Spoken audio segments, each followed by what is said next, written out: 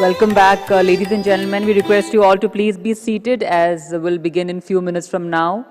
We'll start the first technical session in few minutes from now. May we request all to kindly join us inside the conference hall and take their seats. The ones who are already inside may inform their colleagues that we are starting shortly. Kindly be seated. Kindly join us inside the conference hall for the first technical session on land and urban planning reforms.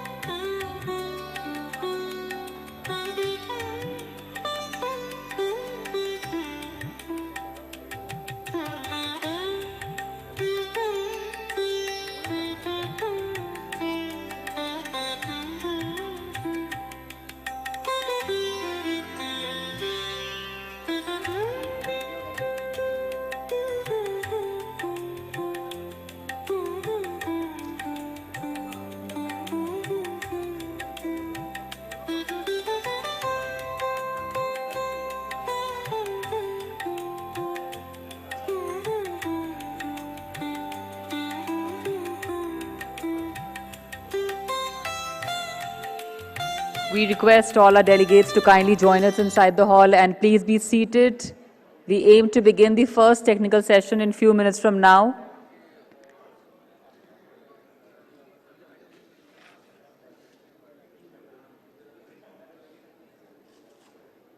Ladies and gentlemen, we'll be vacating this hall at 1 p.m. So we seek your cooperation. There is one more event planned inside the hall. So post this session, when you will proceed for lunch, do carry all your belongings with you. This is an important announcement that post this session, when you will proceed for lunch, then please carry all your belongings with you, as we'll be vacating this hall during lunch. One more event is planned in this hall, so we'll request you all to not leave any of your belonging when you will go for lunch.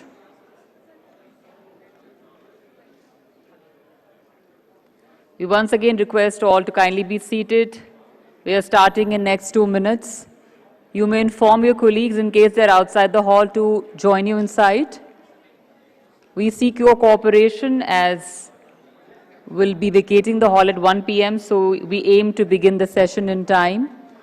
I once again inform all of you to carry your belongings when you will go for lunch, as the remaining sessions will take place in Hall 2 and 3 on the first floor. Thank you.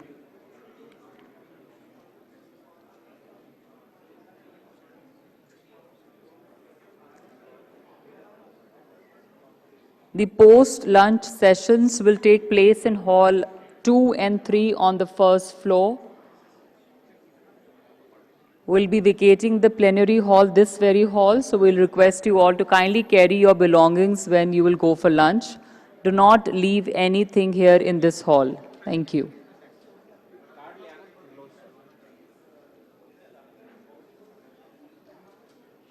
We are starting in next 2 minutes. Once again, request you all to kindly be seated. Please switch your phones to silent mode.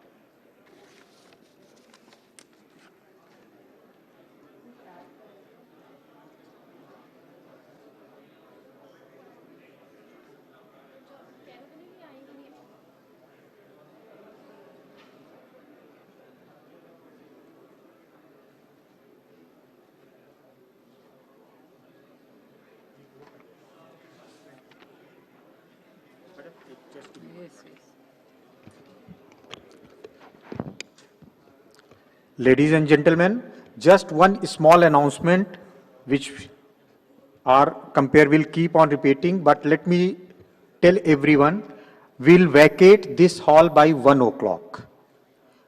We will vacate this hall by 1 o'clock and we'll proceed for lunch. So when you go for lunch, please do not leave any of your bag, etc. After that, when you come after lunch, this hall will be locked. And we'll move to first floor for roundtable conference and for the state UTs and financial institutions. And those who want to hear it will move to second floor. So, my limited request is kindly take your seats. We'll be starting the session in next 2, 3, 4 minutes. We'll vacate this hall at 1 o'clock, come what may, and when we proceed for lunch, do not leave anything here, take your belongings with you. That you should remember and you should guide anyone who is sitting beside you, that you don't have to leave, you should not leave anything when you leave this hall at 1 o'clock. Thank you. Another thing, next, this technical session will be here in this hall, but after lunch we'll assemble at hall number 2 and 3, that is first floor. So, after lunch everyone will come to hall 2 and 3 combined, that is first floor, taking your belongings with you. So after lunch, do not come here.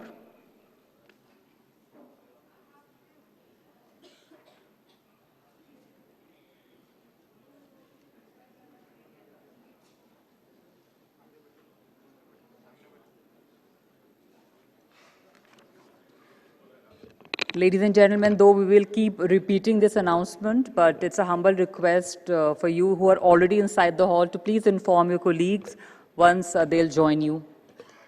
We are starting very shortly. Once again, request all to please be seated.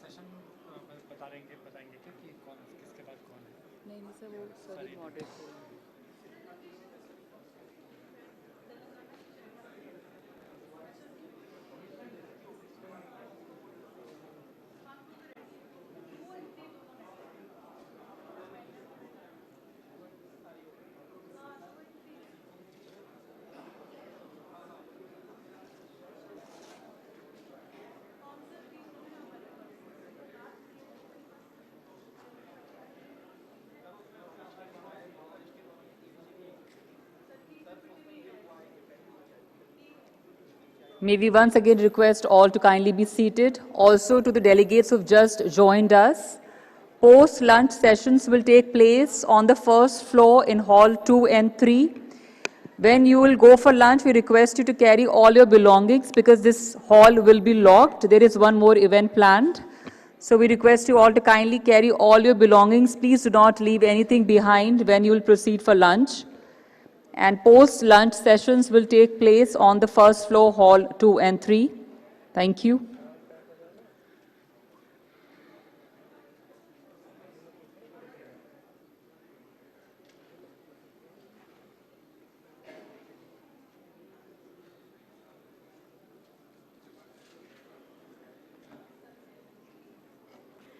Welcome back, ladies and gentlemen. We now begin our first technical session on land and urban planning reforms. Please join me in welcoming on stage the esteemed speakers for this session. May I first invite the esteemed session moderator, Shri Kuldeep Narayan, IAS Joint Secretary and MD Housing for All, Mohua. Can we please once again welcome sir on the stage? We now welcome Shri Raj Kumar Beniwal, IAS Secretary, Housing and Mission Director, Government of Gujarat. Kindly keep the applause going.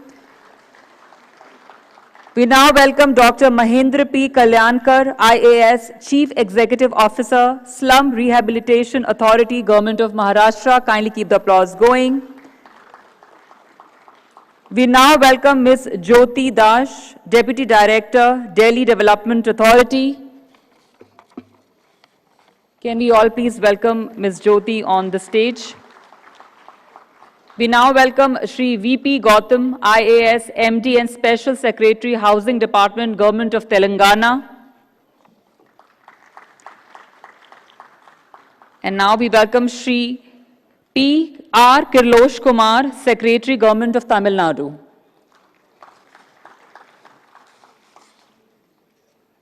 And with this, I hand over the proceedings to Honorable esteemed session moderator.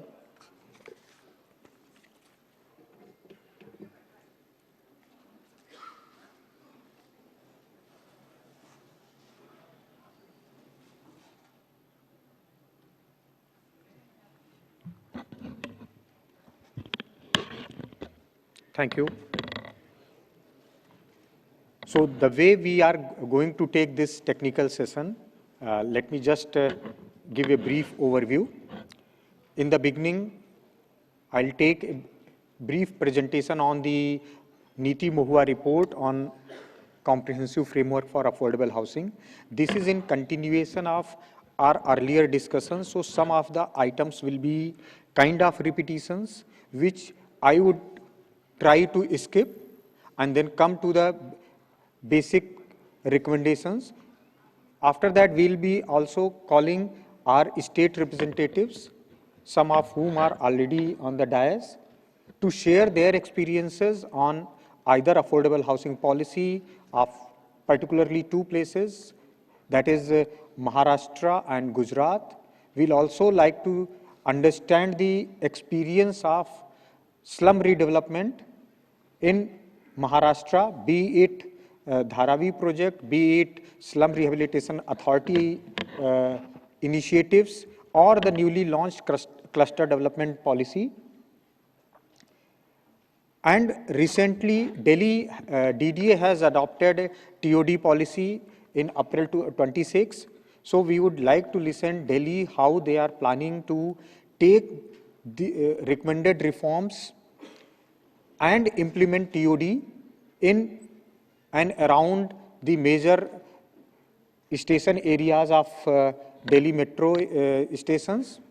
And we would also like to listen some of the states like say Telangana who are in the advanced stage of formulating affordable housing policy, what they are doing and how they are using their affordable housing zones that they created in or the special buildings they got constructed during PMAY-1 to drive home some reforms. Also, the experience of Hyderabad in plus and minus both of having unlimited FAR, how it has helped and what are the pitfalls which should be taken as a kind of guardrails where guardrails are needed. And just a brief announcement before I begin the presentation. We will be vacating this hall at 1 o'clock when we go to the lunch. Please do not leave any of your belongings in the hall because when we come back, this will be locked and we'll be moving to first floor, hall 2 and 3 for roundtable discussions. And if there are more number of people than the capacity, we also have arrangement in hall number 5 to listen what speakers and other interventionists are talking about. So let me take you briefly to the recommendations and to the basically issue and then recommendations. This, our Secretary Mahua sir is present among us. He has already highlighted the basic issue that in next 25 years, we are going to see more urbanization than we have seen in last 100 years. And we have to really think about providing not only housing, but housing and urban services along with the sufficient land, urban transport, basic services to address to the population who will be living in these cities. And top 7 urban agglomerations contribute to 25% of the population, which is likely to increase in next 25 years. And all the municipal corporations and development authority areas, and not only development authority areas, rather the municipal corporations themselves, if we take around 300 municipal corporations, they taken together with large mega cities contribute to more than 50 to 60% of our urban population, which is home to housing shortage in India. So if we are targeting our interventions, if we are targeting our urban facilities, we have to target the top 60 cities primarily, and then all municipal corporations close to 300. And our development authorities should be working in a way, how do we provide housing and living facilities to those people who will be coming to live in the cities, whether it is on ownership basis or rental basis. This is we have seen this slide many times. This is what housing means. And when Gava sir said that housing shortage may be more than 5 crores also, or the housing demand may be more than 5 crore by 2030, this is what we are referring to. Not only the roof on your head, but also sufficient, dignified, adequate housing.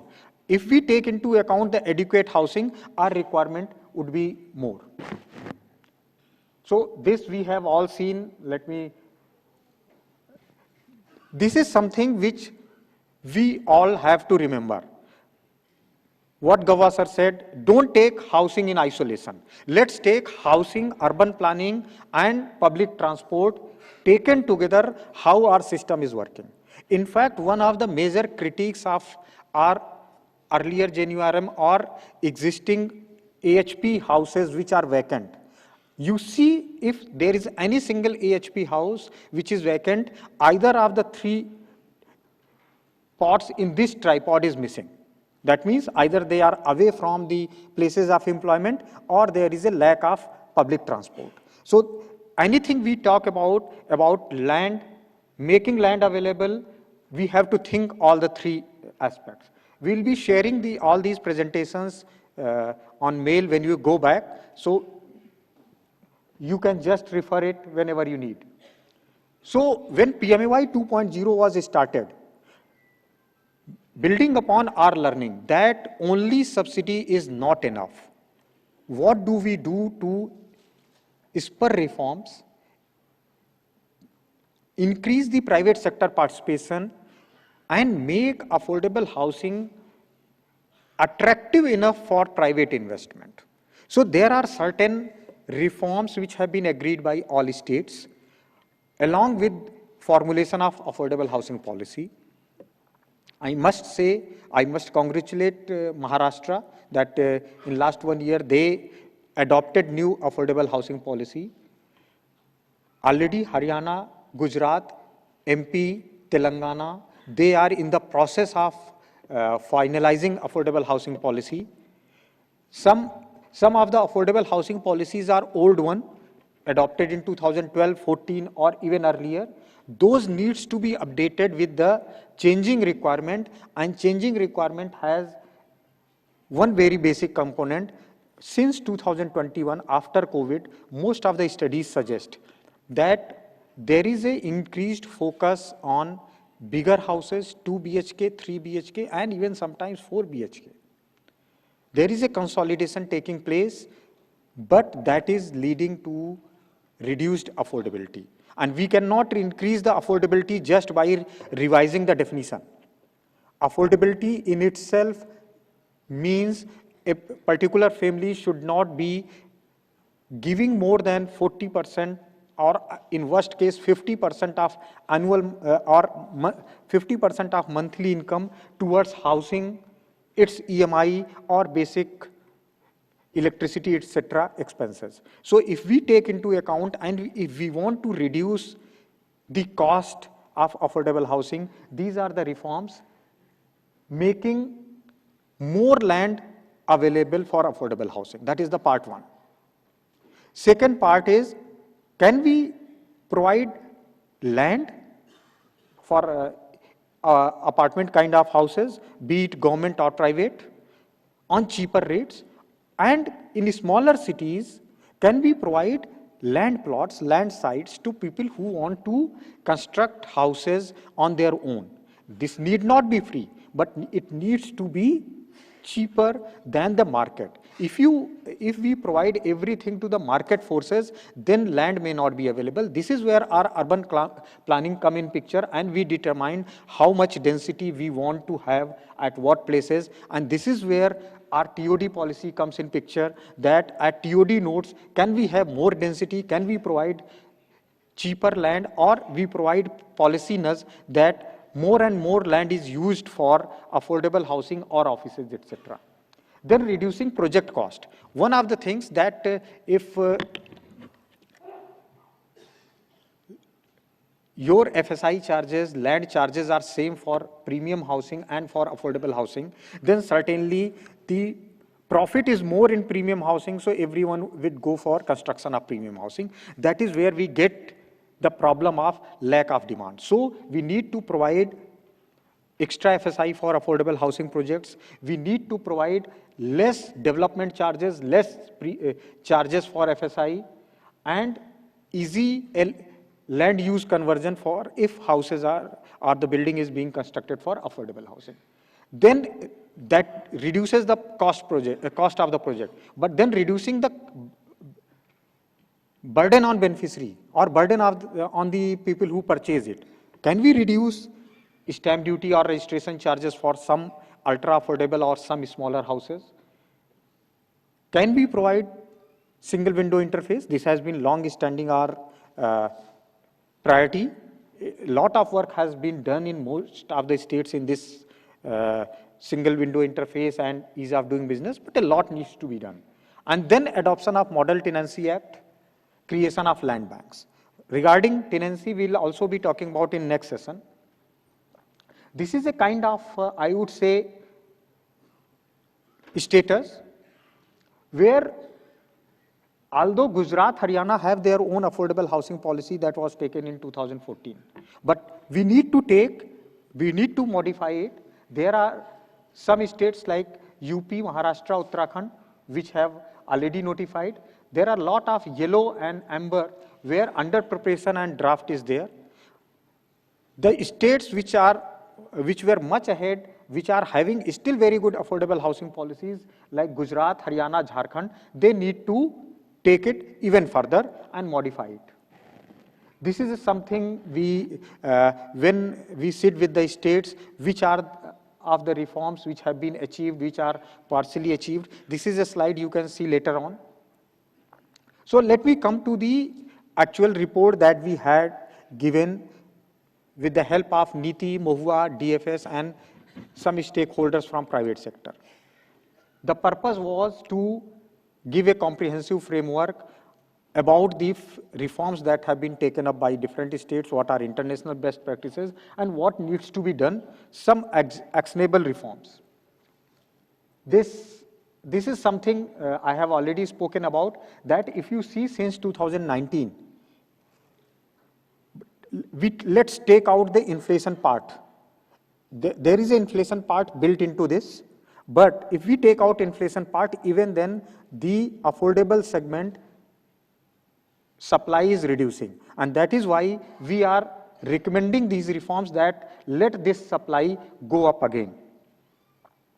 And another part, the main topic of this session, that in rural areas, when someone constructs the house, land is much cheaper. Land is not an issue. It is actually the construction cost which needs to be met, and that is why most of the cases some subsidy works very well. But in urban areas, and more so in metro, the land cost contribute from 30 to 60% of the actual cost.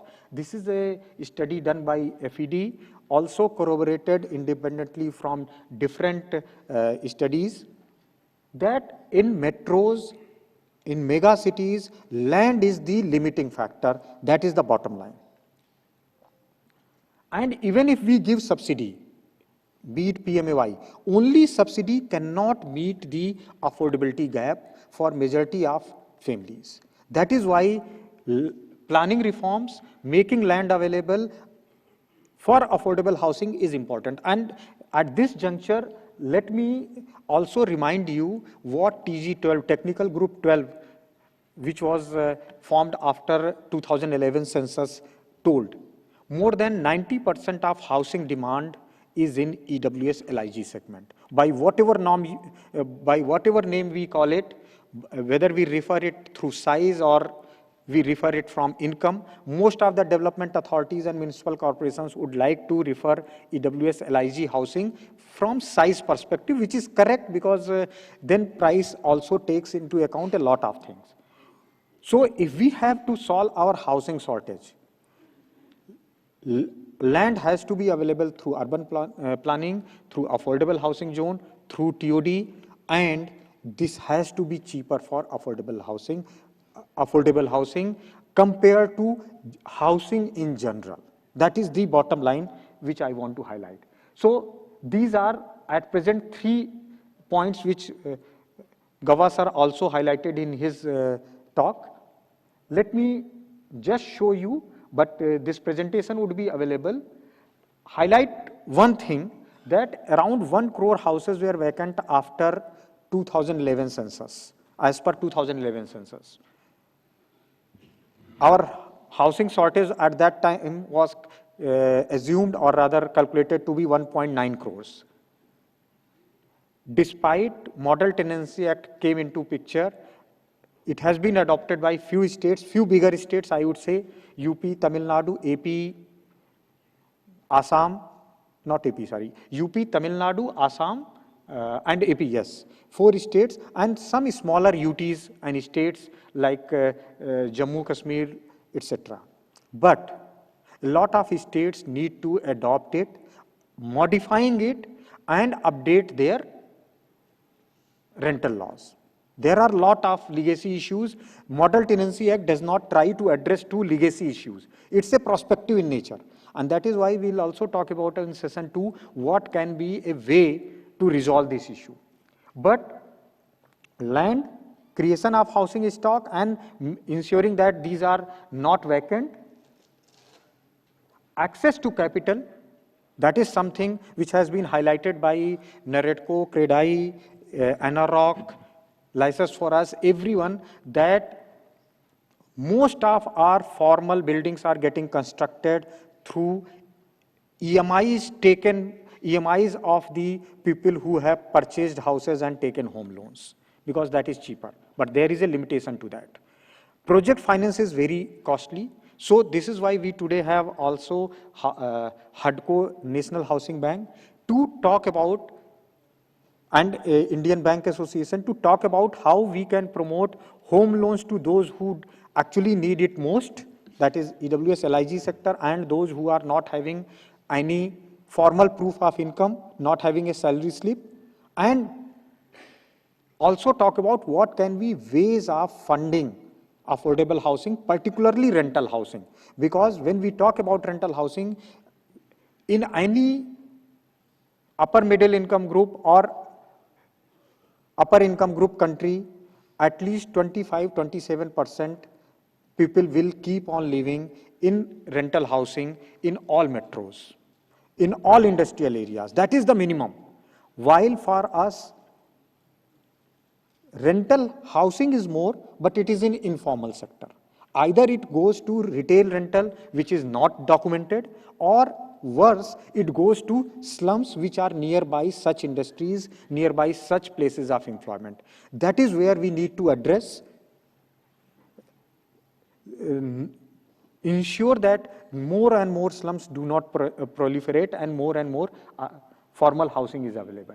The report has been given in the back to everyone, and we also have the soft copy circulated. So this is what I was talking about. There are various models across the world. In India also, a lot of good national models are there. Let me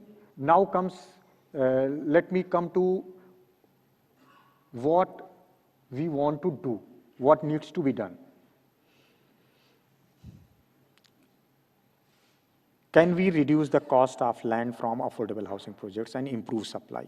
Then improve investment, enable investment in affordable housing as attractive alternative. And in addition, can we provide financial support, fiscal support, not as a loan only, but can we have cheaper project finance for the affordable housing project, and also home loans to people who need it, and usher in overall urban reform where affordable housing policy of the state is used to promote the investment in the sector. So these are the recommendations. Let me just go through immediately. One, zoning. Whatever be the master plan, can we think about 10% residential zones to be allocated to affordable housing zones, as zones only? Not a very good strategy if it is done beyond a point, but certain percentage of affordable housing zone can help alleviate the pressure from other zones.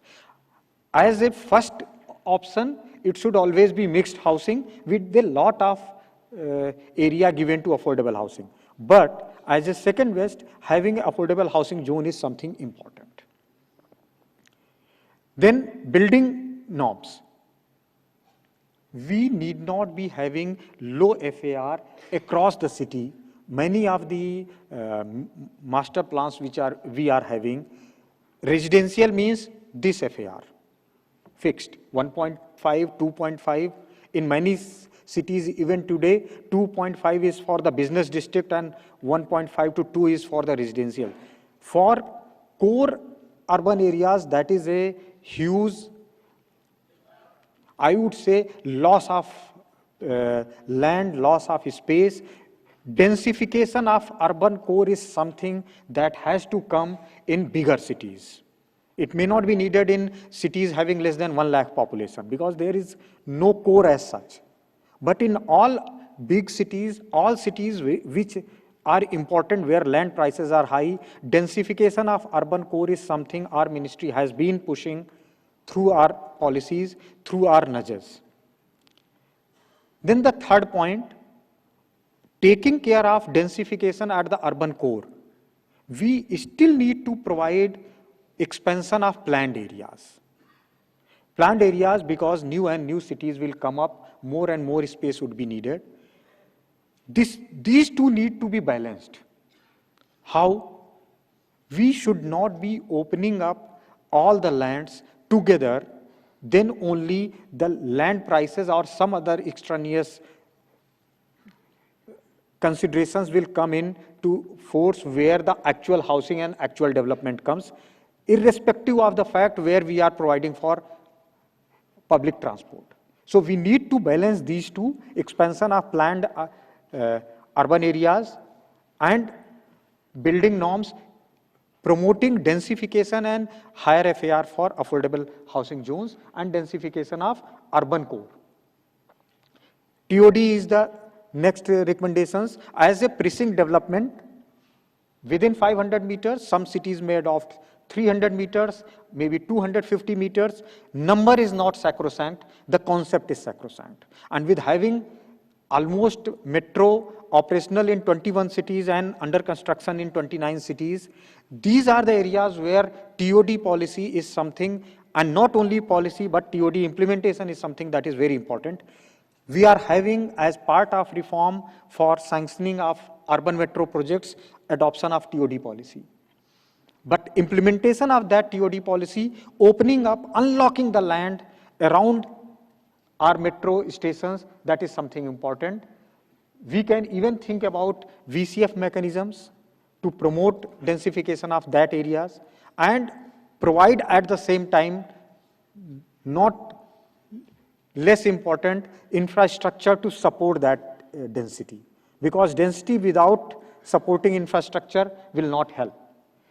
TDR is a mechanism which we have recommended. Let it be used innovatively, like Gujarat does, Maharashtra does in some cities. Tamil Nadu and Hyderabad have good market, I would say. But these are the recommendations mostly which are important for bigger cities. Then land banks, which cities through housing boards, through urban habitat redevelopment boards, through slum clearance boards, by whatever name we call them. We need to think about having more and more of land banks where affordable housing can come up. That coupled with shelter fund kind of initiatives, we can push affordable housing to next level. Then this would be again coming in the next one, like industrial worker housing, promoting it through policy. I would like to challenge all the states very simple thing. Under PMAY, all the houses, all the industrial housing under ARHC that has been sanctioned, that is in one single state. The one that has been completed is in one single state. And in sanction, more than 80% in a single state, that is Tamil Nadu. I would like all the states, and we have sent representatives from Telangana, Karnataka, UP, MP, even Gujarat, Maharashtra, to see not how they operate the industrial housing, rather what are the state policies which are promoting these rental housing. We would like to listen Principal Secretary, Urban Development, Tamil Nadu, about that. Then the concept of shelter fund in Tamil Nadu and Maharashtra, although having differing nature, is something important. The only thing I would like to also to understand and request state representatives to talk about it, what are your shelter charges? A good shelter charge is the one. Basic concept of shelter charge being that everyone who is constructing housing or a mega project beyond a certain size has to construct a certain percentage of housing as affordable housing. That is a kind of norm in most of the states which are adopting. And if you cannot, then you submit a penalty or a fine or a shelter charge into the shelter fund, so that government can take steps using those funds to promote affordable housing. But if shelter charges are too low, then everyone will adopt to go for shelter charges. If shelter charges are very high, then it will impede development of housing and also the affordable housing. So having your shelter charges at a sweet spot where 50% of the developers go for constructing affordable housing themselves and 40-50% of the developers adopt giving shelter charges for their premium or otherwise projects where affordable housing is not there. That is the sweet spot we need to think and we need to talk about when we talk about next sessions and we hear from our state representatives. Then again, this thing is about creation of dedicated land for dedicated fund for kind of fund of fund. Again, taking a cue, the committee which studied TNI FMC, Tamil Nadu Shelter Fund, that is a good model, and I'm happy to say that NHP will be sharing that they are also thinking about forming a fund of funds. How such rental housing can be promoted through debt and equity both. So we are able to provide cheaper finance for such rental housing, such industrial housing, such institutional housing, such assisted living. And then reforms in rental housing framework, already we have recommended it, and rationalize municipal services charges for affordable rental housing. This is the game changer. As long as we keep on charging commercial rates on a rental housing promoted by a private industry, saying that you are an industry, you are doing it, so it must be commercial activity. No. If people are living there, then it is a residential activity. That is each and every state to think about. Then these are some of the things which central government has a role. Access to capital, incentivizing affordable housing through maybe restoring Section 80 IBA or something similar, if that is not possible. Then the REITs we talked about. These are the things we will be talking about in the third session. And enhancing credit guarantee for the buyers. We have credit risk guarantee fund for low income housing. Recommendation has been made by committee to increase the home loan amount from 20 lakh to 40 lakh so that actually the people whose annual income is 8-9 lakh, if they get 5 times their annual income as loan, so that should be covered. So that home loan amount is in sync with the income threshold that has been taken. Again, these are the ones, access to capital, the recommendations of committee, low interest rates through tax-free bonds. Can we have some such mechanisms? Land use charges free exemption for affordable housing, stamp duty and registration charge exemption, or bringing it to a nominal level. That is something, this is almost, when Januarium was going on, the average stamp duty and registration charges came down by 2 to 3% across India. Once Januarium was over, they came back. Our studies say that present level of stamp duty is slightly higher.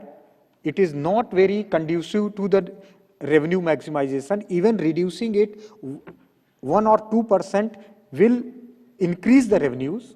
And 2, to promote affordable housing, maybe not everything that is defined as priority sector lending of RBI definition, maybe a subset of that, can we reduce the stamp duty and registration charges? Like Maharashtra charges 100 rupees for all PMAY houses. Can we expand that? Telangana is thinking about it. Can all states think about it? Promoting, that would be a kind of, without calling it subsidy, kind of 4 to 5%, 6% rebate in stamp duty will make it more affordable. Then there are other recommendations which we have taken. We are not discussing them in detail in today's conference, but I would like you, whether you are on airport or anywhere, if you have not read the whole report, please do read it, particularly the last tabular part and also what are the best practices across states. So these are the points I wanted to take to highlight before we take states presentations and states experience sharing. Thank you so much.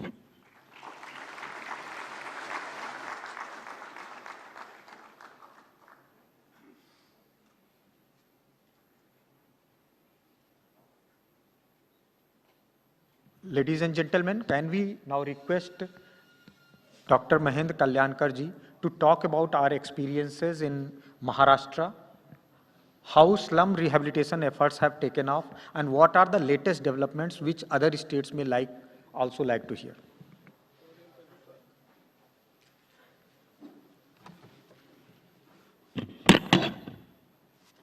Good afternoon, everyone. In the first and foremost place, I thank you, MAHUA and Niti Aayog, for this opportunity to present before you all the few glimpses of what Maharashtra slum is doing. In Maharashtra, especially in Mumbai, if you understand the population of Mumbai itself, it consists of at least 42% of slum. So 42% of the slum resides, the population resides in the slum. The moment you land into Mumbai and just have a glimpse from the flight, you can see all over numerous shanties and slum. So I just begin with I have been given just 10 minutes of time, 6 to 7 for SRA and 3 minutes for Dharavi. So I'll try to bring the essence of what is slum. Please start the presentation. Yeah, it's a brief note, what's a slum. Here I want to highlight, thank you. Here I want to highlight, slum is known to everybody, but why slum? Because in Maharashtra we had slum not only on ground, they were also on first floor, second floor. So like vertical Mumbai, there is a term called vertical slum. But here we have restricted slum only to the portion which is attached to the earth. And that is how we are telling here that slum is only a housing structure which is on earth. Coming to the rehab unit, in Maharashtra in 1995, there was a committee set up by Afzal Purkar, who was our then Chief Secretary, and he then devised a scheme to rehabilitate dwellers of slum existing as on 1/1/1995. So we had a criteria of slum, that person or a slum dweller residing in that area or in that structure prior to 1995, January 1995. That was the criteria of eligible slum. And perhaps Maharashtra is the only state where we give 300 square feet of structure, house, to a slum dweller who is eligible in this criteria. And now it has come to 2001. So earlier it was 95, and then it came into 2001. And now what we give is 300 square feet ownership home in situ. Now the concept of in situ is also slowly changing, though it is mandatory. Any slum dweller would definitely like to reside there itself. But if at all he is eligible, then we term it as an in situ development, and we compel the developer to see that he stays there only. And now we have given 300 square feet ownership free of cost to the person. There is just shown how slum in Maharashtra has evolved. In 1971, the act came into force, but exactly the slum upgradation program started from 85, and in 1991, the DCPR provided 3310 scheme. This 3310 scheme is nothing but a cross-subsidization scheme for the developer. It gives a plenty of benefit as free sale area is given. If at all he constructs the rehab portion, say for X amount, whatever he invests in that rehab unit can be collaborated with the free cell and TDR. So that is how that has been shown. Here we have given what SRA has done from 1995 till today. We have nearly granted 3 lakhs of occupancy certificates to the flat, and now at present almost 3.50 lakhs of tenements for occupancy are in process, and in the future we will be giving 6 lakhs of occupancy certificates. While coming to the slum rehabilitation scheme, there is one section in slum that is called 3C. This 3C is very important, pertaining to decide whether it is a slum or not, whether it is in hygienic condition or not. Because non-slum portion also, if comes into this, there will be an anomaly which can't be considered. And as I told you, there are various things. The most important thing, one more, is 51% of consent we require from the residents of that slum. Earlier it was more than 70. Few years back we have curtailed it to 51%. In Mumbai there are a certain criteria called slumlord also. These slumlords, they control the society or the people residing there, and that's how the chief promoter of the society or the person who brings them and takes a general body meeting in presence of our representative, that developer is appointed after he gets 51%. There are numerous judgments from Honorable High Court, Mumbai, and even Supreme Court, wherein they say that even in decimal also, if it is lowered, you can't consider. So 51% of consent from the slum dwellers is important. I have given the steps or the SOP, you can say. There are 14 steps involved. Step by step I have given there. What is slum declaration? That is just now I told 3C.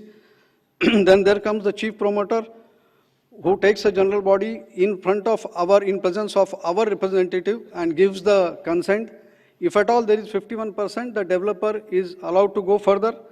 Then the developer is appointed. Then the scheme is accepted.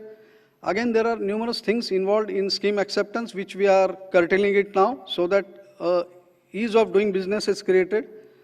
Then the Annexure 2 is issued. In the beginning I told that 1195 was the criteria to be an eligible slum dweller. Now it has come to 2001. So likewise, that curtailment date is decided by an officer who is competent enough, not below the rank of deputy collector in that area, in the vicinity, and he decides this Annexure 2. And this Annexure 2 decides how many people residing there are eligible, how many people residing there are not eligible. Then comes the stage of LOI, letter of intent granted by the planning authority, which is again COSRA. Once the LOI is processed, and during this only the landowner consent is to be taken. There are 5 types of landowner in Mumbai, if you consider. One is the Maharashtra Housing and Boarding Board, which has almost 1,000 of acres land in Mumbai. Then comes the Brihan Mumbai Municipal Corporation, again which has at least 4,000 to 5,000 of acres of land. Then comes the government body, then comes the central government, and then the private. So these are the 5 types of this thing. So apart from this, we take their landowners NOC, then the IOE is issued, then the CC is issued.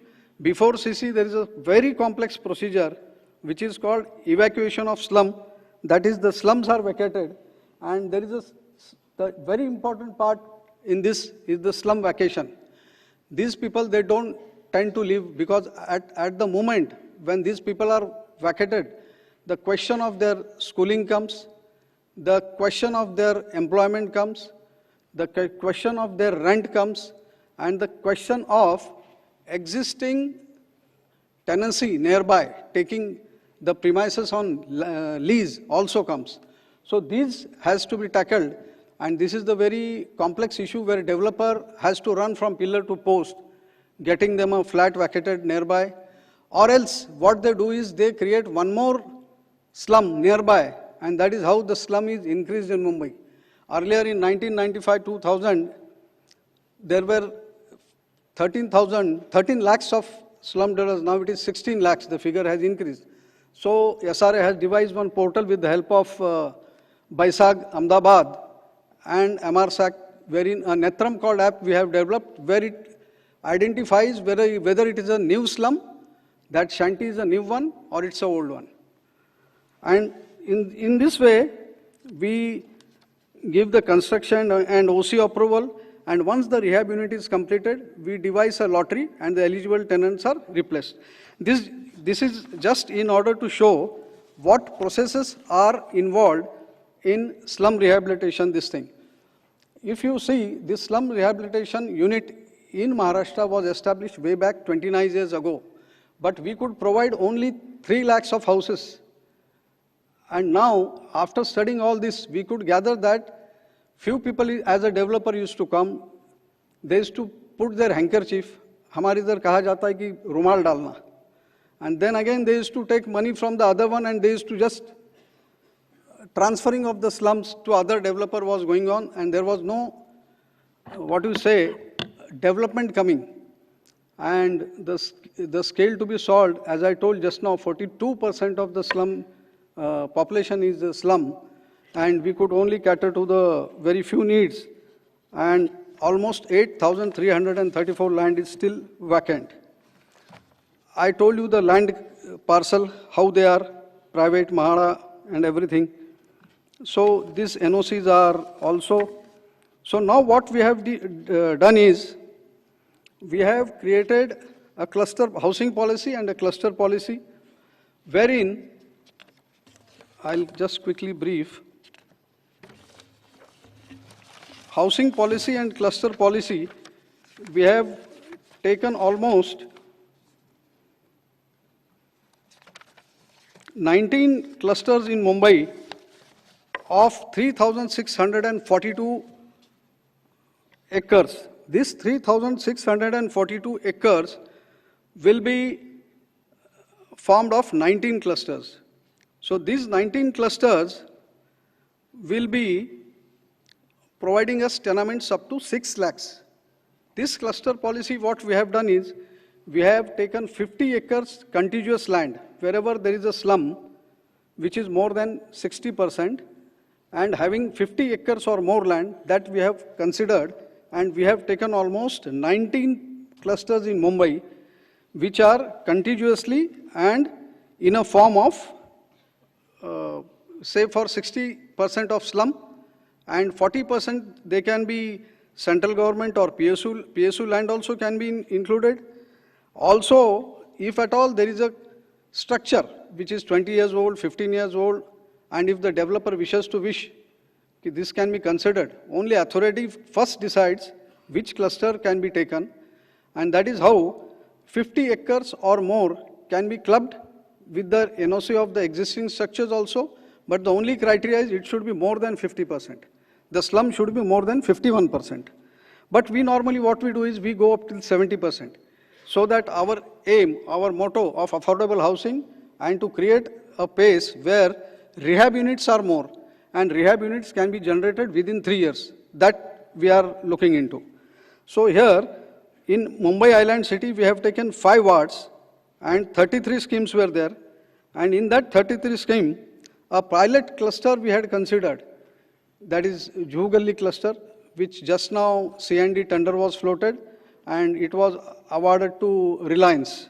So Reliance 4IR Realty almost paid 700 crores of rental to us, and the letter of award was given to them. And this 101 acre of land parcel in Juhu, that is just near the Juhu helipad, and it was a scheme which was, I think, this was from 31 years, it was just lagging behind. There were almost 13 to 15 different schemes, different projects, and the developer were not in a position to develop this.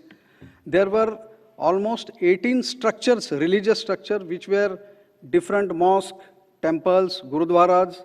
So this 101 acre cluster, after we formed it, we can now, in the minimum 6 years period, we can develop this, and all the eligible tenants will be given the houses. There was also one MCGM scheme of 10,000 squatters, residents. So they are also being provided in this, and this is a beneficial policy. Only thing is, in housing policy, cluster wherein slum is above 51%. Not only that, the person where having a minimum of 300 square feet home will be given in this. So the benefits, if you look at this, all three players are winner. SRA authority is winner because we get that premium to be collected from the developer. And a developer, he gets a 50-acre contiguous canvas, which he can develop at his own will for the sell portion. And for the slum dweller, he can get a hygienic and a nice area wherein RG, PG is conserved. Otherwise, what used to happen, if it was a small portion, there were unplanned cities coming, there was RG and PG going somewhere else. Now here, in 50 acres cluster, we plan in such a way that a nice urban plan is created, RG is given, PG is given. Not only that, religious structure are brought together and divided in that vicinity only. And that is how the cluster policy, now we have floated pilot 1, which we got succeeded. Almost 200 crore was the EMD. Three people like Jindal, Adani and Reliance were in the fray, and Reliance got this. Reliance was the top winner, and we got almost 10% of ready reckoner rate of that area along with premium. So SRA authorities also benefited out of this. So this is the clusters policy which we are doing, and almost we have collected 3,642 hectares, which we will be soon going for this 18 clusters now. 3 are already in advanced stage. These 3 clusters are in high power committee. We have a high power committee of Government of Maharashtra, wherein they decide the boundary first, whether to sanction this boundary or not. If at all there exists any government building, whether to include it or not. And as I told, 51% should be slum, but though it is on documents, we normally go for 70 plus above, so that most of the slum area can be considered. And these are few areas. If you see one Bhandup, there is 1 lakh tenements coming up. If you see Barfiwala Marg, which I told just now, Reliance, there 30,000 tenements are coming. So this is the basic policy of cluster. Before this cluster policy came in, we had gone for joint venture policy also. Joint venture policy, we had gone with the various authorities within Maharashtra, like MMRDA, MSRDC, MHADA, but we could not succeed in this because these authorities were busy in their work. Though we have given them, only BMC was successful, and now there are 41 schemes which were belonging to them only. In the sense, the land was owned by BMC, Mumbai Mahanagar Corporation, Mahapalika, and now they are delivering us 35,733 schemes from 41 schemes. So there were problems in this stalled scheme also. Though the Mumbai Mahanagar Palika had this, we are now gathering it from different authorities. Yeah. I will wind this and just move to Dharavi just to show the glimpse of what Dharavi is there. Kuldeep sir was telling about just now about the different type of facilities given by the state government. In Dharavi, we had given stamp duty exemption also and few government land also to Dharavi. Dharavi being a cluster of almost, I have just given evolution of Dharavi, but I will skip that and directly move to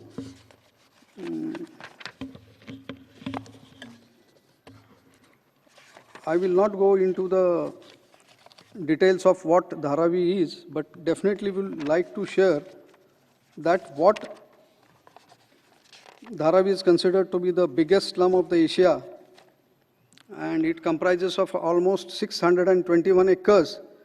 But out of these 621 acres, almost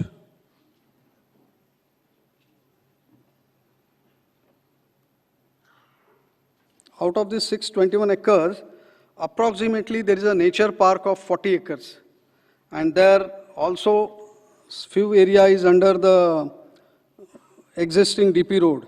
So what Dharavi redevelopment project, after the government tendered it, it went to Adani Navbharat Development Company, which is developing and which will be having almost 430 acres of land for rehab.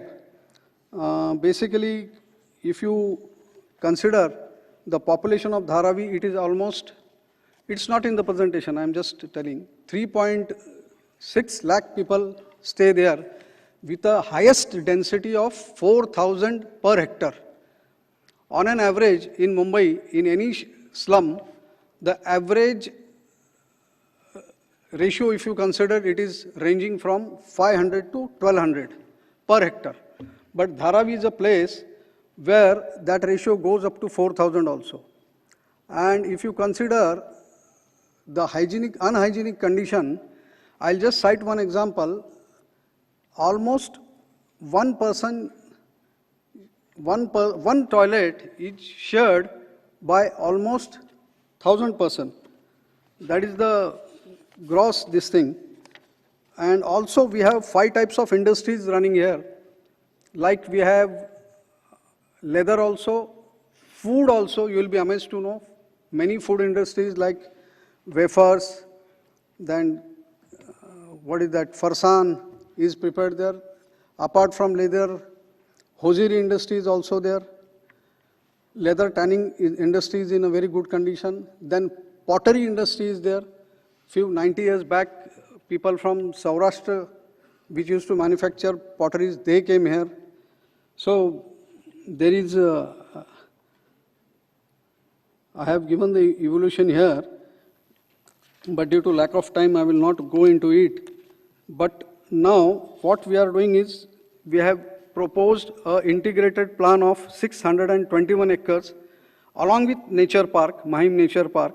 So this will be the world-class city in city. Also, we have planned a metro hub beneath this Dharavi city, which will connect to the new Mumbai airport as well as Mumbai airport. So multimodal transport is also planned within this. It's a project of 1.9 lakh crores. And if you consider, there are total 1,60,000 of residents who will be provided with houses, rehab units. Here we are providing houses of 350 square feet to eligible residents. We have eligible residents to the tune of almost 60 to 70,000. So these 62 to 70,000 people will be getting houses in Dharavi itself, that is in situ. Whereas for the first time, government has given a special permission for this Dharavi rehabilitation to see that the first floor residents get houses out of this Dharavi. So government has granted 4 land parcels equating to amount 350 acres, like one in Malwani, second in Devnar, third in Mulund, at the rate of 25% of ready reckoner. That is what government has initiated this. Also, we are not taking any property tax from these people. Also, Mumbai Mahanagar Palika and Government of Maharashtra UD department has decided not to gather any penny as a property tax below 500 square feet of area, not only for Dharavi, for entire Mumbai. So we don't have property tax for those affordable housing units which are less than 500. Here also we have provided houses to few people who are out of area, that is they are ineligible. Ineligible in the sense they are after 2011. So this is a model Dharavi township which will take place. The brown area which comprises at the top and the same color which is, that shows that they are existing structures. We are not disturbing it in that 621 acres. But the yellow ochre color, if you see, they are in patches. and at least they are in 10 to 12 places. They all are rehab units. That means people who are staying there prior to 2001 will be residing in situ and they will be provided houses. We have, Honorable CM is the chairman of this Slum Rehabilitation Authority, and by 2029, we have planned the first phase of 10,000 houses to be delivered by this Now Bharat Mega Infrastructure Development. The integrated master plan will be like this. The DRP area is 100%. Open spaces here will be 24%. As I told earlier, in Mumbai, when we used to think of any SRA model, any slum model, RGPG area was not seen because of the small and scarce area. Now here you can see 24% of this. Also buildable amenities are 251. One of the religious structures in Dharavi were 584. Can you just imagine 584 temples, Sunni masjids, Shia masjids, Gurudwaras and whatnot. So what we decided is we roped in two High Court judges. We requested them to take hearings and pass the judgment whether they are really they exist or not, what to do, and they have given a model which we will be shifting all these 584 in a club phase in this 621 acres. So this is a city within city which will definitely bring economy, equity and ecology. There are 3 phases, and though the government is scheduled to do this in 10 years of span, these are the phases which we have shown. This will definitely drive the economic growth. Apart from economic growth, it will also give clear property rights to an individual, wherein the individual were staying in very unhygienic condition, also illegal structures. Now they will be getting a status. So social status is also increased here. And if you see the 2033 growth we have projected, it is in millions. And also the economic value addition is also to a more this thing, and government will be getting 1,000 crores of rental income from the first floor and second floors ineligible people. In all, this is a project wherein it will definitely create a positive social, environment, economic impact. With this, I think whatever government has granted 3-4 models of subsidies like TDR, FSI, then providing government land elsewhere out of the vicinity, so to compensate the profitability and viability to the developer. And as I said, property tax, including GST, we are giving some benefits on GST also. Thank you very much. I took little more time. Thank you. Thank you so much, sir. We also understand that slum in Mumbai being a complicated subject, a lot of steps have been taken, and in fact, Kalyankar sir has given an open offer for any state to come and visit the steps that are being taken either in DRP or by SRA. The latest being this cluster redevelopment policy is something very unique, which goes beyond the redevelopment of slum, just to ensure that slum redevelopment takes place in a proper way. Considering paucity of time, we could not see the whole presentation, but it is something worth having 2-3 hours workshop on how these things are happening, and that may provide a cue for some of the mega cities which are also grappling with similar issues. Thank you, sir. Sir, I would like now invite Beniwal sir to talk about the policies taken in Gujarat, particularly affordable housing zones and providing extra land for affordable housing in Gujarat. Thank you, sir. Good afternoon. Due to shortage of time, we have 1 o'clock is the upper final limit. I'll be very, very quick. Respected Secretary Mahua, Satyenji, my colleagues, dear friends. This slide I think most of the speakers have already discussed, but I would like to highlight one thing here is that there is a shortage of houses at one side and there are vacant houses on other side. Almost 1 crore houses are vacant in India, which is a huge number. Can we do something for that? Can we provide these houses for those who are needy? And will that model be successful? Can that model be successful? It's a food for thought. For example, tomorrow, government makes a policy that any house which is vacant for more than 5 years, it will come to the government at certain rate. And this house is given to those who are needy at a very cheaper rate. Will that model be successful? This is a question. When we decide, we plan our policies, I think we should think when there is a clear-cut problem statement. It may be and it may not be. More chances are it may not be. Because why it may not be? For that, we have to understand what is affordable housing. Where is the gap? This slide tells us huge volumes about the problem statement. The gap lies at the bottom, EWS and LIG. More than 95% of the gap today is at the lower level, at the bottom of the pyramid.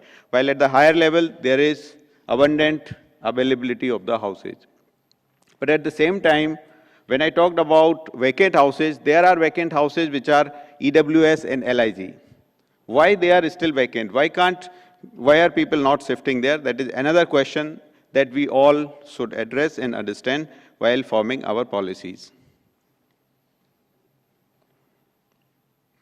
What makes a housing affordable? This is a fundamental question. When we are discussing about affordable housing, this is the fundamental question that what is affordable? Is a cheap house affordable house? Do we think that a cheap house will be affordable for any person? No. The answer is no. There are many factors which makes a house affordable. Of course, the land cost, the construction cost, and access to finance. These three are important.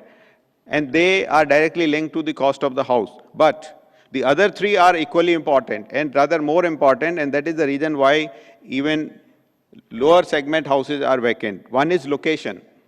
If the location of the house is far away from your job, then the cost of the person, the transportation cost for that person will be very high. It will not be affordable. Again, if the location is far, is there a transportation system, cheap transportation system available to the person? If it is not, then it is not affordable.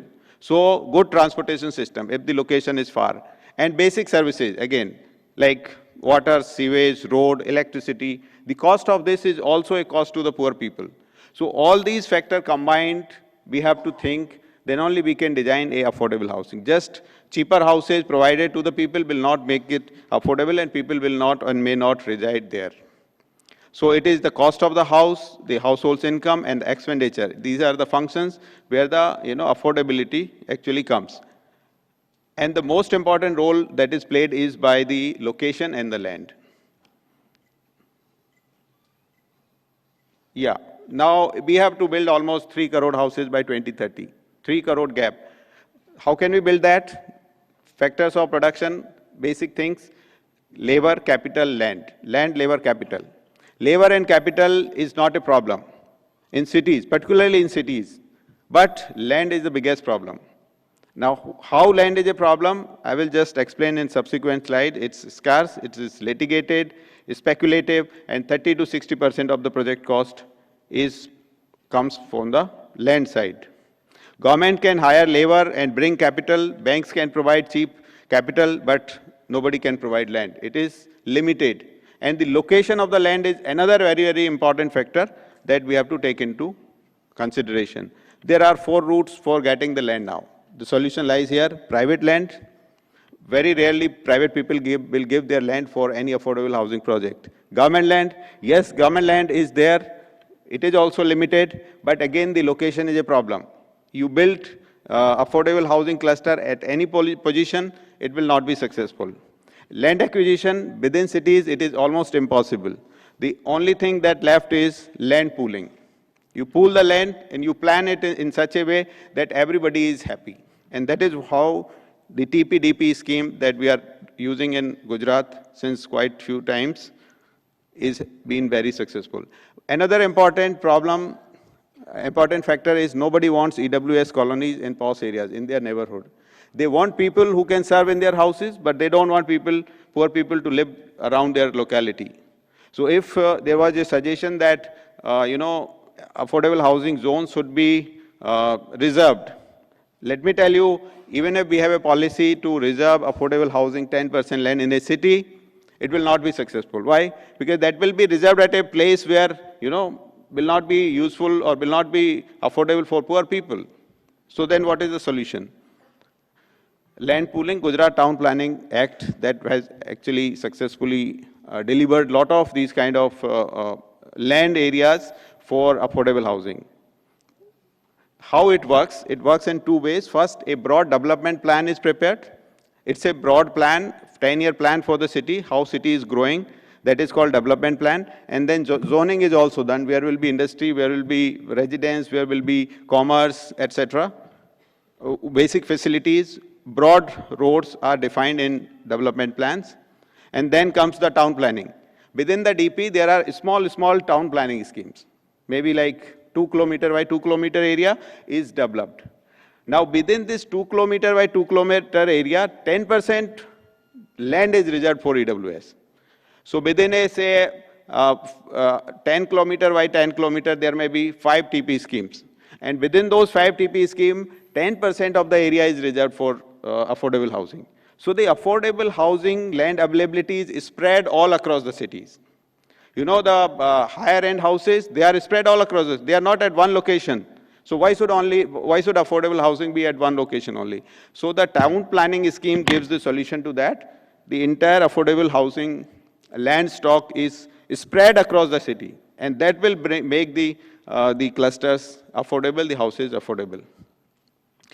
This is the basically land utilization within a town planning scheme. For example, a 15-hectare area, town planning scheme area, you can see in this case, proposed roads, almost 14% is used, garden spaces 3% is used, EWS 1.3%, amenities 3.5%, sellable land 4.5%. So the entire land is divided within a small sector, a small segment.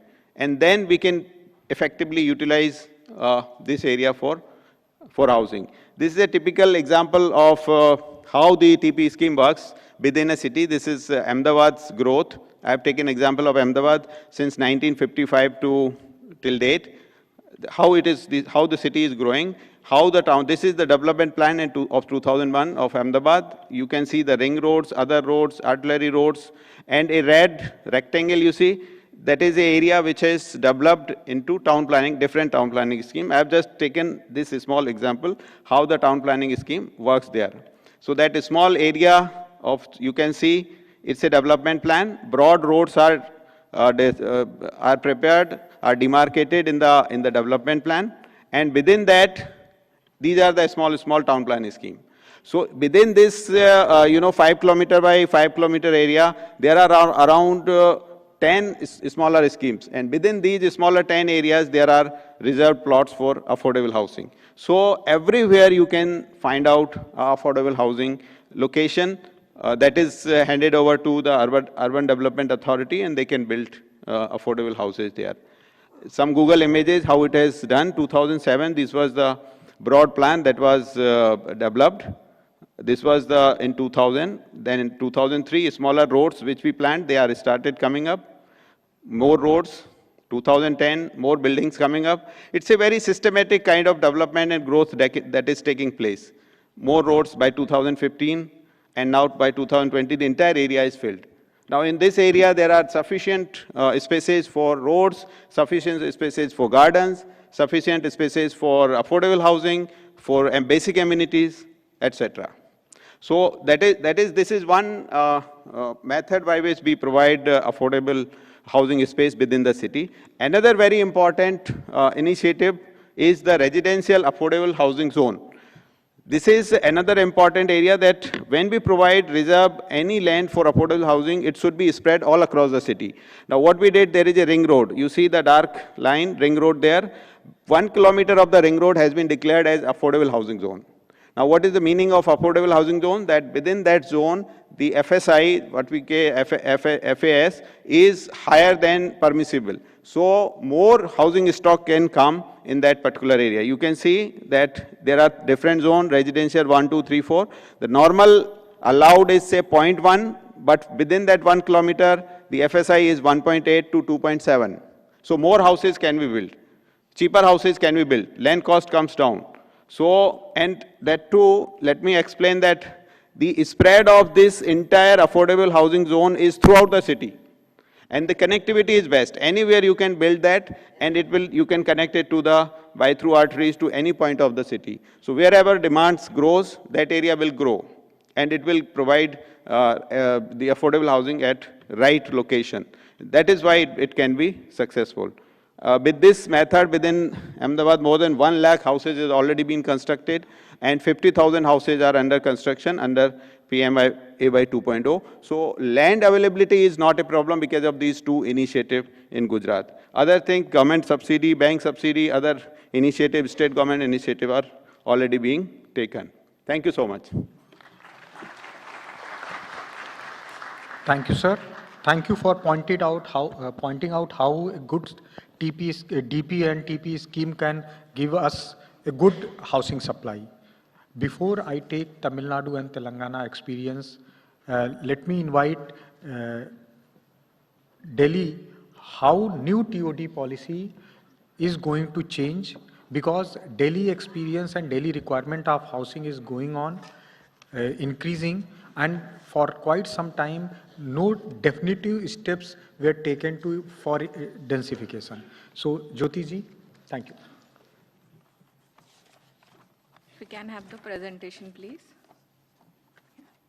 So TOD is not something which is new to Delhi. The policy existed in the master plan as part of the master plan 2021 since 2015.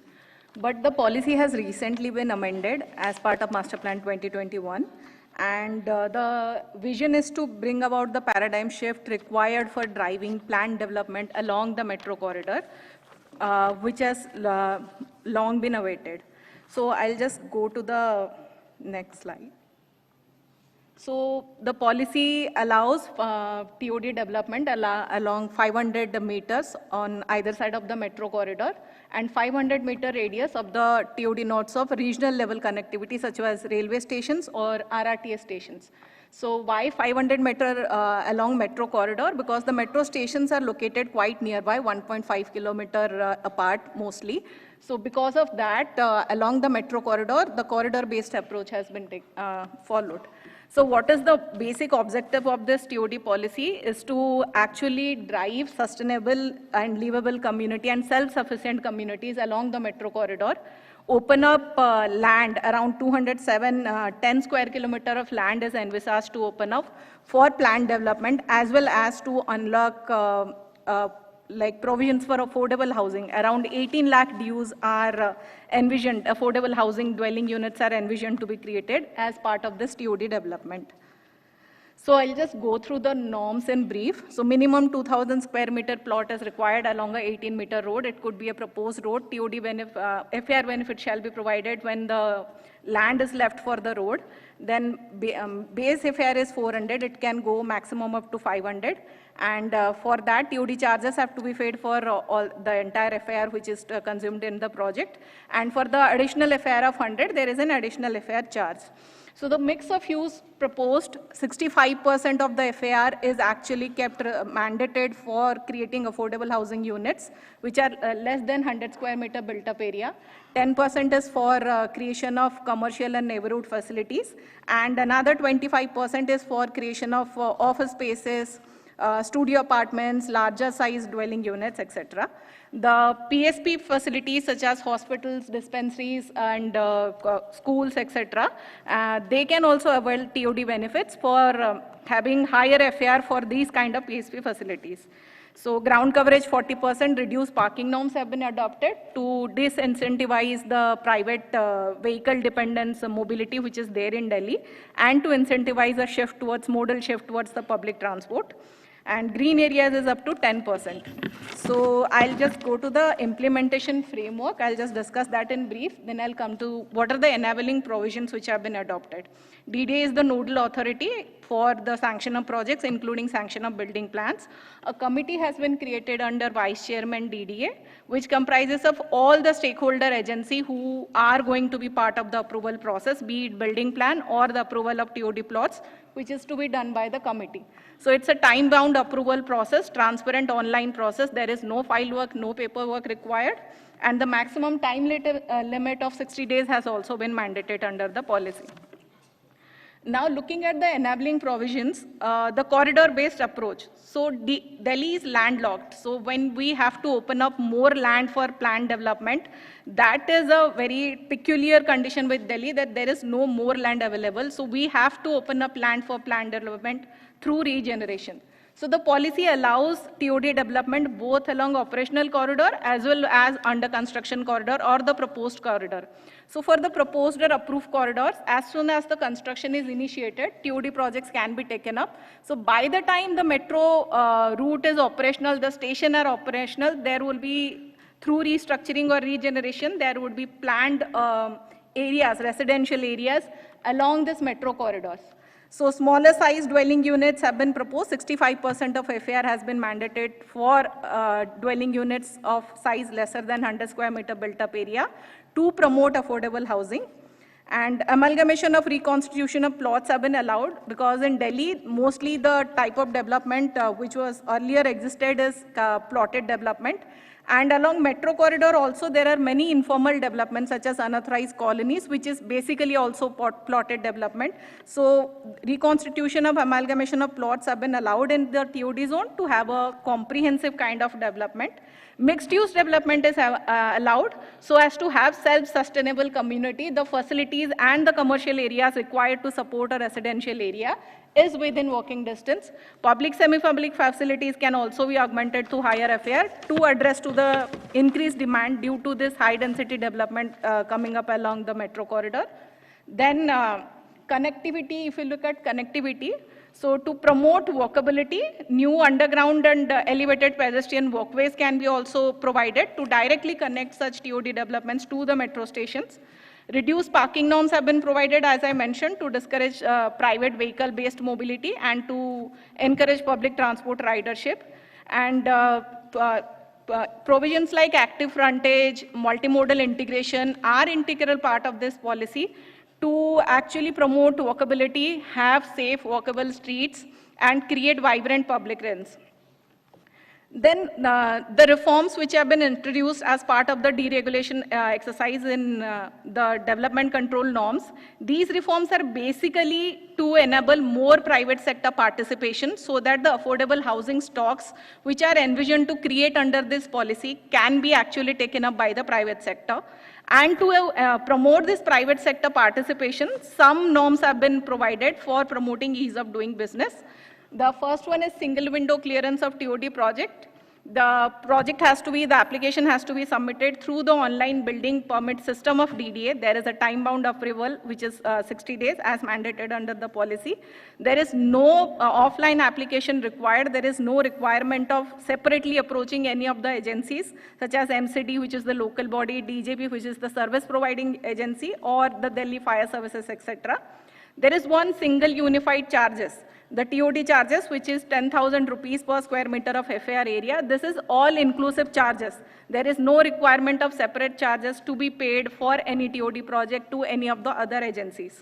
So this encompasses water, sewerage, sanctioning plan sanction charges, land use conversion charges, additional levy, additional FAR, DDA charges for conversion to leasehold to freehold. So this is one of the very unique provision that has been given under this policy to promote ease of doing business. That is converting plots from the TOD plots, which are free from all encumbrances, have all dues cleared, would deem to be freehold under this policy, the TOD plots which are earlier on leasehold basis.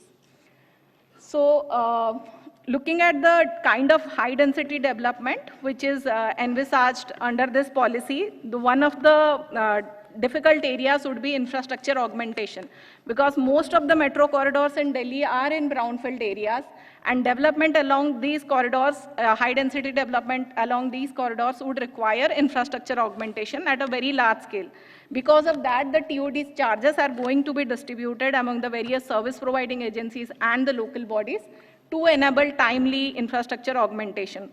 So this is 3,000 is for the rupees per square meter of FA area. This is the breakup of the 10,000 rupees of TOD charges. 3,000 is go to MCD, which looks at the local level roads, drainage and solid waste management. DJB, which looks after water supply and sewerage, 3,000 rupees per square meter of FAR area go to that.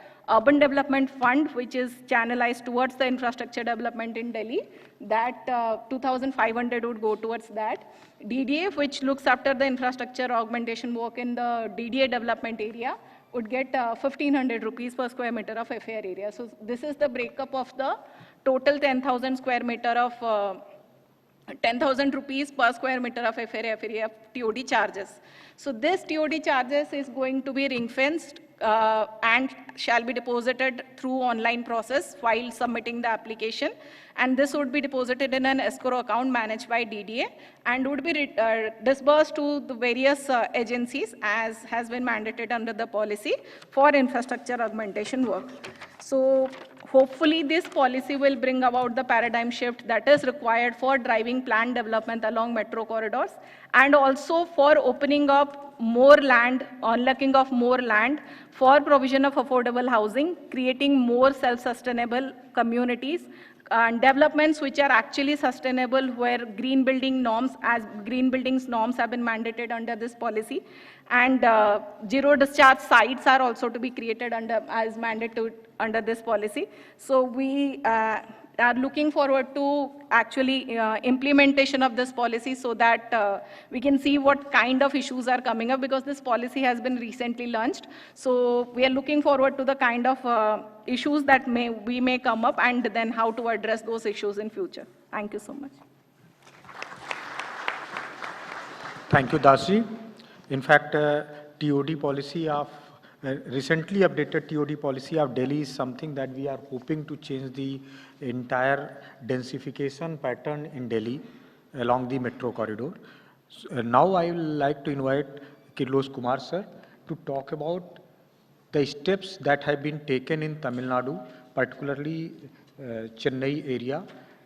Our PMAY-Urban Habitat Board has been quite active in providing not only affordable housing, but I would say for reduction of slums for quite some time. Sir, recent initiatives, and maybe although we'll be taking up industrial housing in next session, maybe you would like to highlight what are the policies which promote industrial housing so much in Tamil Nadu. Thank you.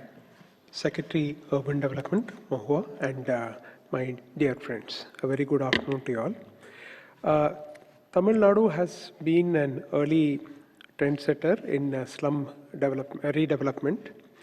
The Slum Clearance Board was established in the year 1971 and has been very active in rehabilitation of slums right from that time, and government also has supported it fully.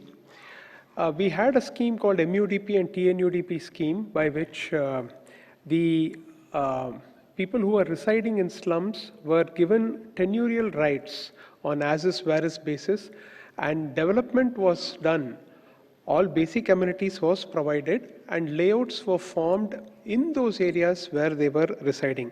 So around about 1.4 lakh such plots have been allotted for slum rehabilitation. Apart from that, right from the very beginning, the government has been providing lands, government lands wherever it was available, for construction of tenements. And around about 1.34 lakh tenements were constructed before PMAY, and post PMAY-Urban, we have added another 1 lakh units. So about 2.34 lakh units, tenements have been constructed for slum rehabilitation. The state government has contribution for PMAY-Urban has been for construction of tenements has been about 7 lakhs, so which has enabled us to provide the tenements at a very reasonable cost to the beneficiaries. We have also, since we have constructed most of these tenements in the 1970s and 80s, most of them have been taken up for redevelopment. Again, here, when we are taking up the tenements for redevelopment, we are ensuring that the beneficiary cost is very less. The beneficiary cost is pegged at 1.5 lakhs, and that too they can pay in monthly installment over a period of 20 years. So this helps us to get the lands back and also achieve the maximum possible FAR which is permitted now, so that additional units are also generated. Regarding shelter charges, we are making a more detailed presentation in the second half. I'll briefly tell, we have tier 1 and tier 2. Tier 1 is in case any developer is constructing more than 3,000 square meters, and if he is not providing affordable housing, then he has to pay shelter charges, which is based on as a percentage of the guideline value. And that amount is again given to the Tamil Nadu Urban Habitat Board, Development Board, and the board uses this for various purposes. It uses it for reduction of the beneficiary cost. It uses it for provision of infrastructure in the PMAY-U tenements. Apart from that, we also have the slum TDR. We have rules which have been notified way back in 2010, where the Tamil Nadu Urban Habitat Development Board is getting slum TDR issued, and which is again being monetized. Apart from that, there is also this infrastructure and amenities fund, which is available with the government, and most of that fund is again used to dovetail for providing infrastructure for the Tamil Nadu Urban Habitat Development Board tenements. So this is broadly what I wanted to present to you regarding the Urban Habitat Development Board, and we are in the process of developing our own affordable housing policy, which we will be notifying very shortly. And regarding shelter fund charges, tier 2, we will be making a detailed presentation in the post-lunch session. Thank you. Thank you, sir. Before I invite Telangana, Gautam ji, just a small announcement. We are extending session for 15-20 minutes. So we'll be in a position to take few questions if there are. We'll be ending the session by 1:20 or 25. And if there are any questions, please have them. We are not having much time to have large number of questions, but 1 or 2 questions we can take. Gautam, please. Please tell us about your experience, what you are having while you are formulating affordable housing policy, what are the inputs that you are getting from different departments, and how you are navigating the issues. Thank you. Yes.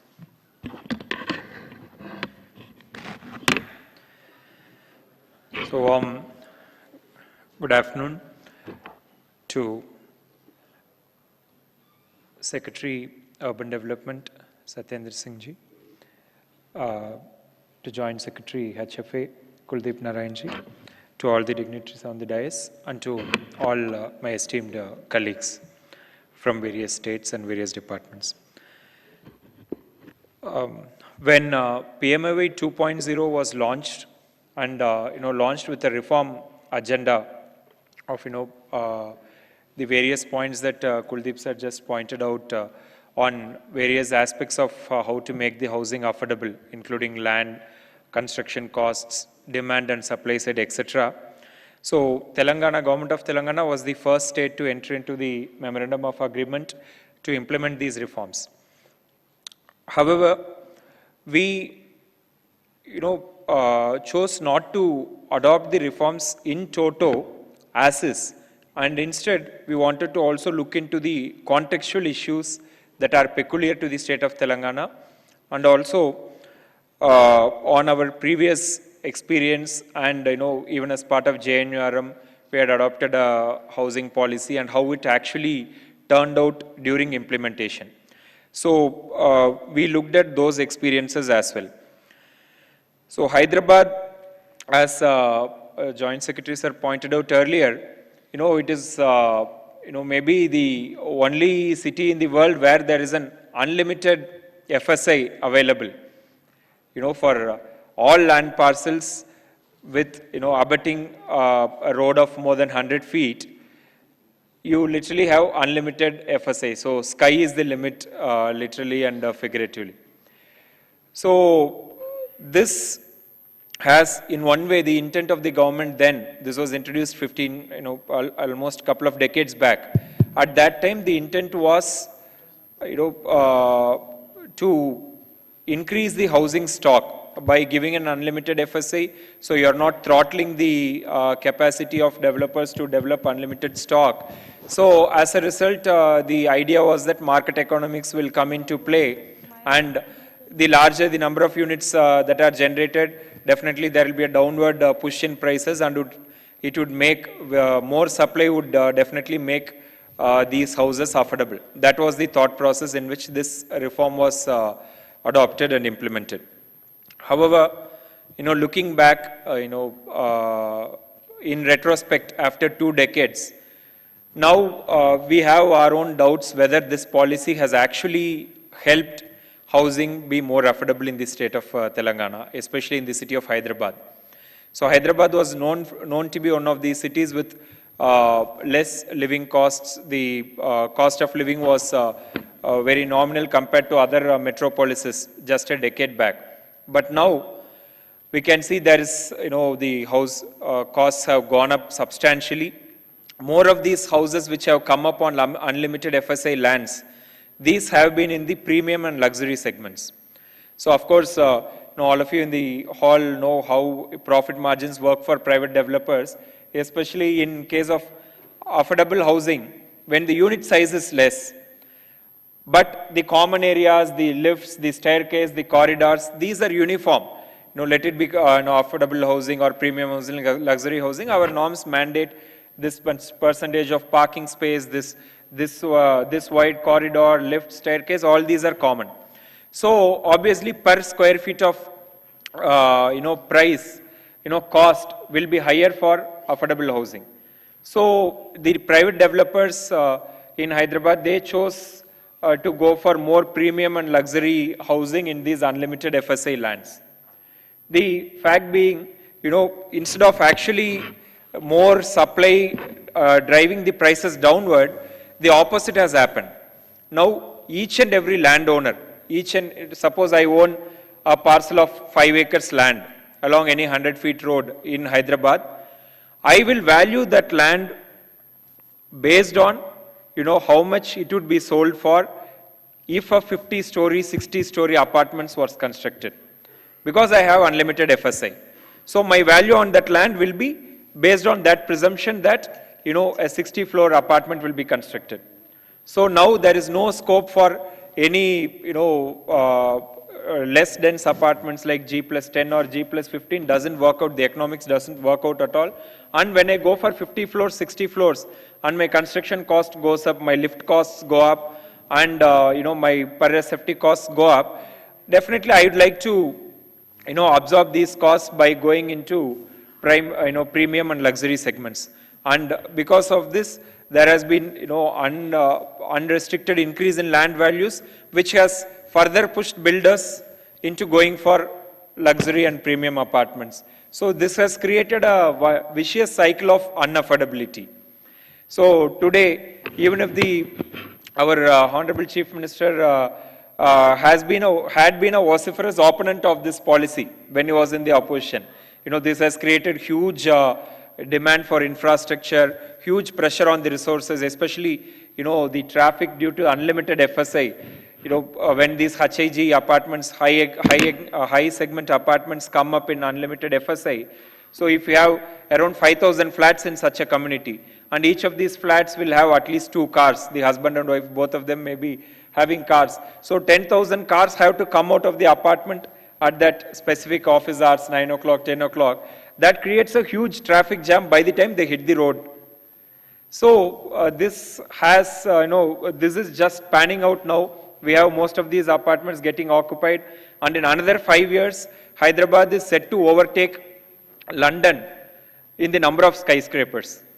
In fact, today, only Mumbai has more skyscrapers than Hyderabad in India. And Mumbai and Hyderabad put together have more skyscrapers than in the entire Europe. For Mumbai, it makes sense. Okay, Mumbai is an island city, it has limited land, so the number of skyscrapers are high. But in Hyderabad, we have an outer ring road. So we have an outer ring road within which there is 2,000 square kilometers of land available, out of which hardly 600 square kilometers is now occupied by habitation, as in buildings and people.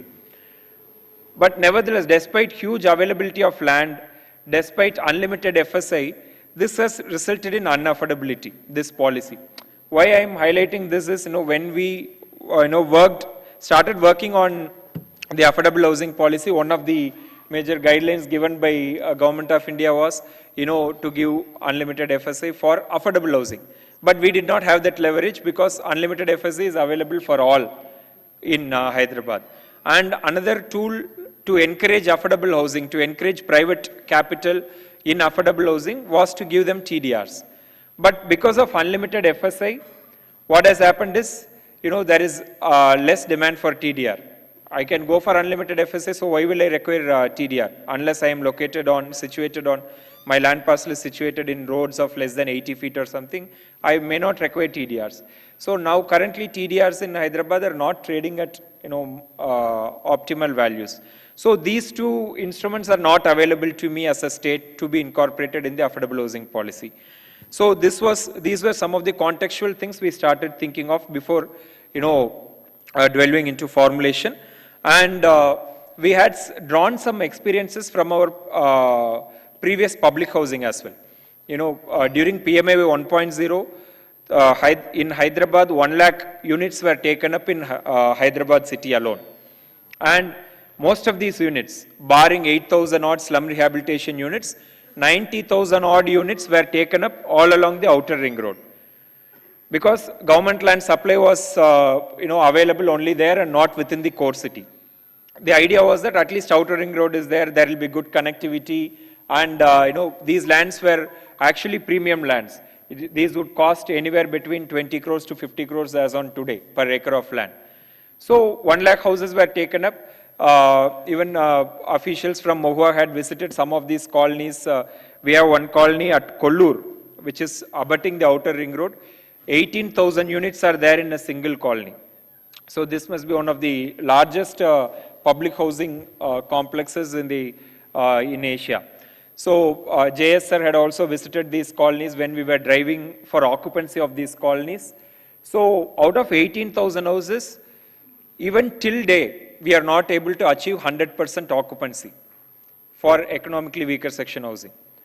Precisely because the location matters, as Rajesh sir was saying during his presentation.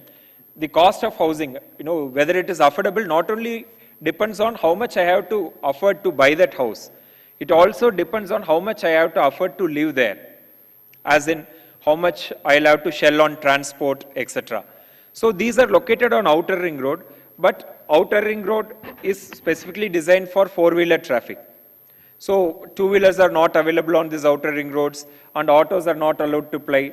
So today, many people, many software professionals, high-income groups, they are trying to purchase villas on the outer ring road, or even 5 km, 10 km outer to the outer ring road, shelling crores of rupees. And they are able to commute because they have cars, they are able to commute, they are able to do remote work, etc. But when I am giving almost free of cost housing, we gave free of cost, not almost, the entire cost of construction and land was borne by the state.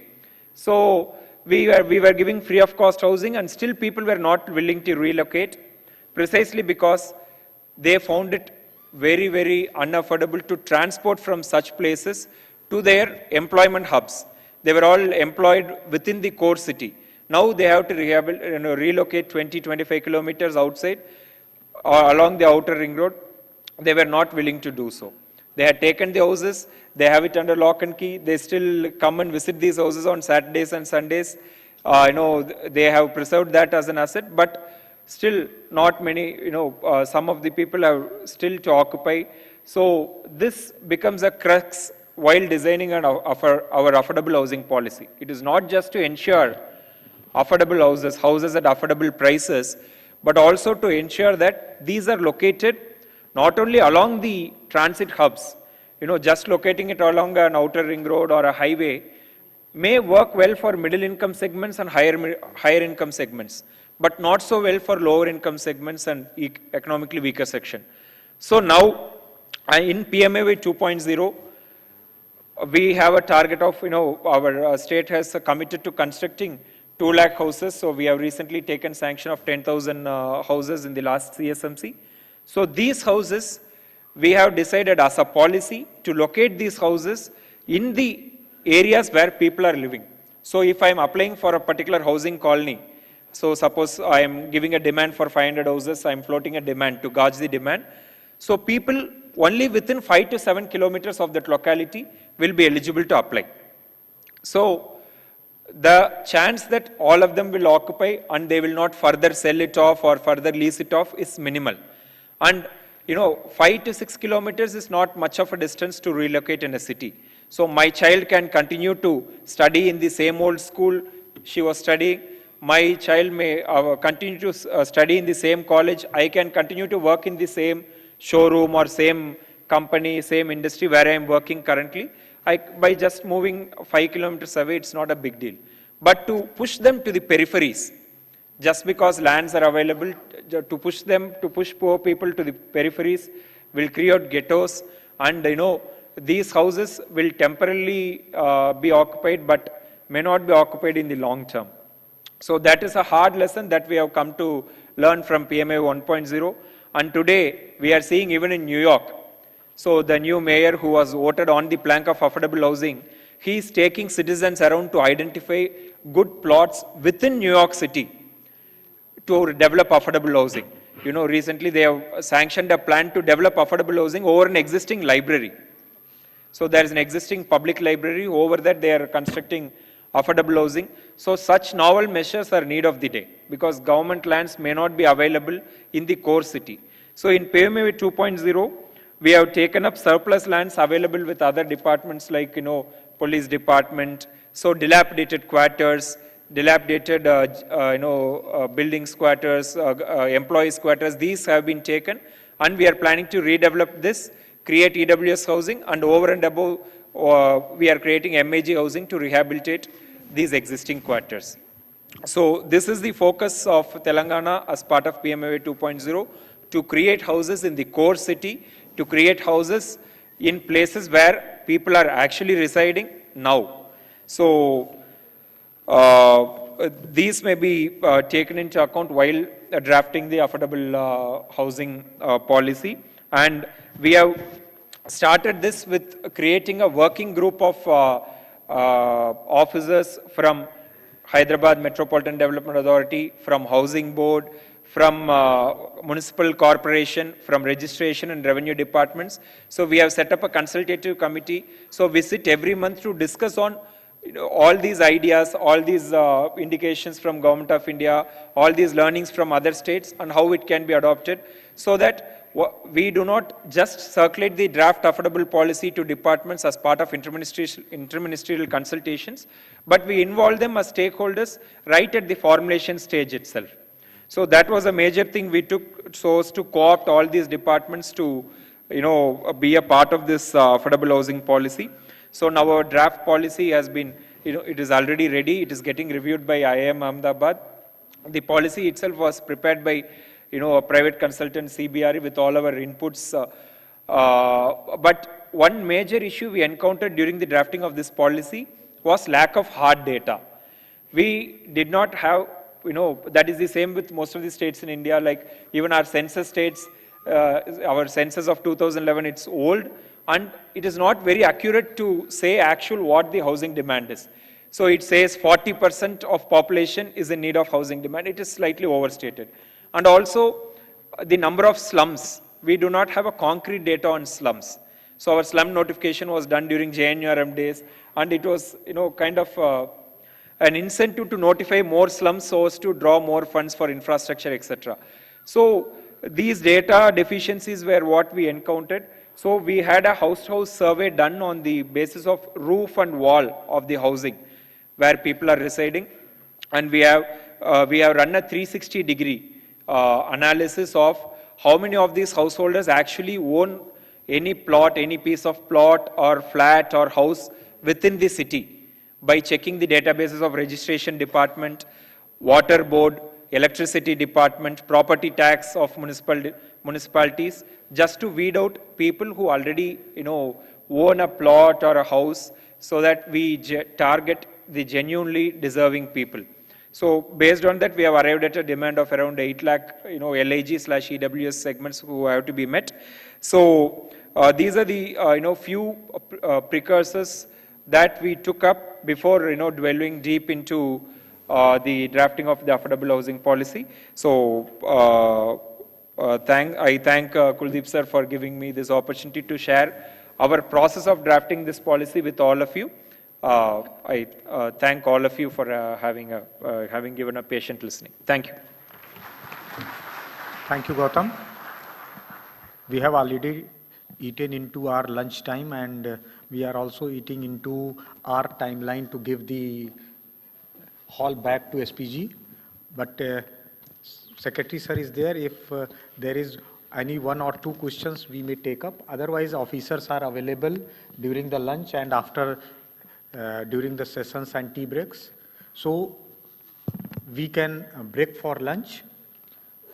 And thank you for all of you for listening so patiently.